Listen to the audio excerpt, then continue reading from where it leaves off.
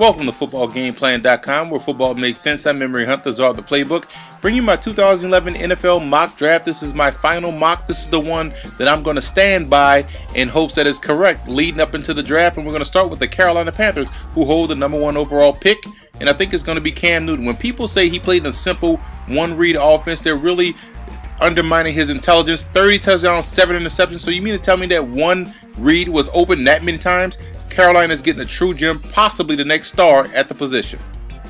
The Broncos have some talent at the defensive end spot, but they need to show up the interior of the defensive line. They do so with Marcel Darius. Now that defensive line is complete, and they will be able to stop the run.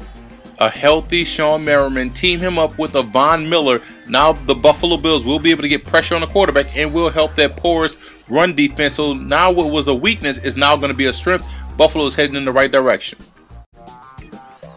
I was tempted to go quarterback with this pick, but I think they will go with A.J. Green, talented wide receiver. You team him up with Jordan Shipley and Jermaine Gresham, and whoever will play quarterback will have a lot of weapons at their disposal.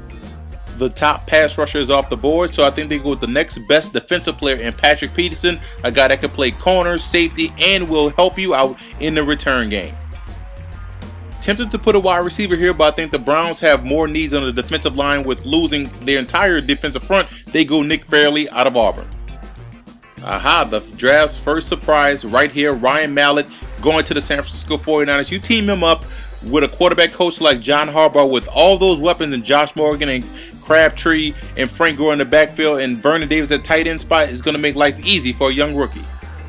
I put Bowers over Quinn here because I believe Bowers will be a little bit more stout against the run, and Quinn, having that year off, I have some questions about his productivity, but I think Bowers will be a guy that's going to help free up a lot of one-on-one opportunities for Derek Morgan.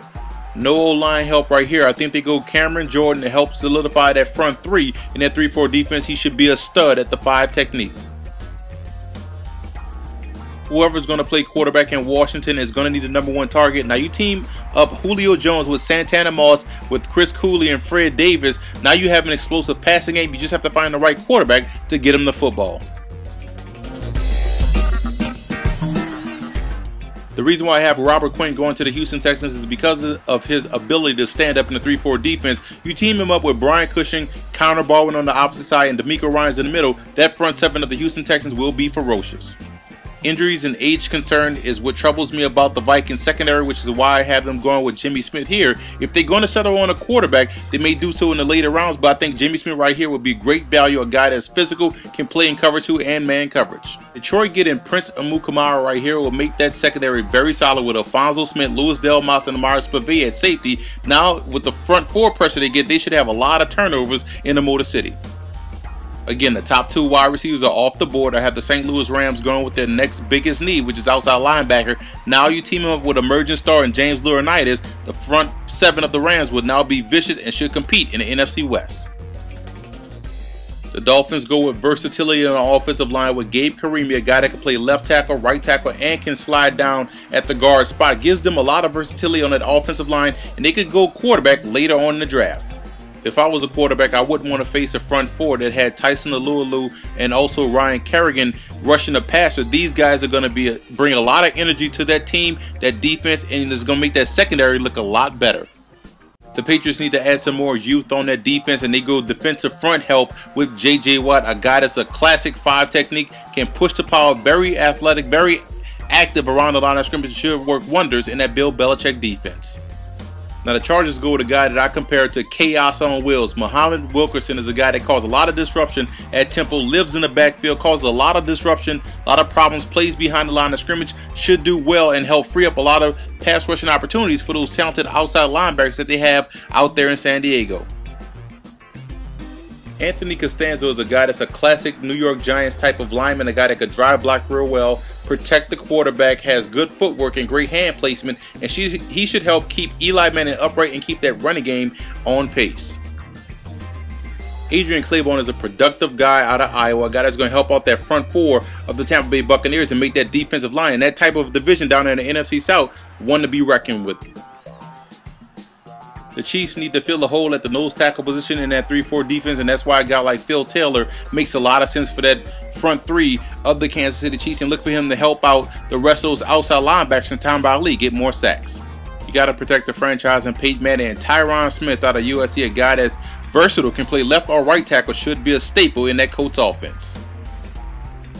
Speaking of versatility on the offensive line, Derek Sherrod, a guy that can play tackle or guard, especially in that Eagles offense when you want to keep a guy like Michael Vick healthy and keep him running around and keep that passing game on pace. Sherrod will be a talented player for the Eagles for at least 10 to 15 years. Knowing that the Saints need defensive help and knowing Sean Payton's propensity to go offense, that's why I have them not passing on the guy in Mark Ingram, the Heisman Trophy winner. Bring some stability to the running back position for New Orleans, a guy that stays healthy and also doesn't fumble, which is vital. I like Blaine Gabbert in the spot for the Seattle Seahawks. He can sit behind Matt Hasselbeck for a year before he's ready to take over the reins and is going to clean up his sloppy footwork, but a guy that has all the tools as a quarterback should do well out there in the Pacific Northwest. The Ravens need secondary help, especially at the corner position, which is why I had them going with Brandon Harris, a guy that's a typical Ravens type of corner, physical at the line of scrimmage, excellent blitzer, and has great ball skills. I think the Falcons will take a chance on a guy like Mike Pouncey right here at this spot. Very good value, could play both center and guard positions, and should help solidify that interior Falcons offensive line and keeping the running game on pace. I like Brooks Reed a lot, and the Patriots need another pass rusher from the edge, and this guy can bring it. This is a guy that's very relentless off the line of scrimmage and has that heat-seeking missile type ability that's lacking on the Patriots defense. The guy's going to be a constant pressure in the backfield and will get a lot of sacks as a rookie. Bears have a gaping hole at offensive tackle, but also at the defensive tackle spot. Getting Marvin Austin right now will prove to be a steal later on in the season, where he's causing all kind of havoc.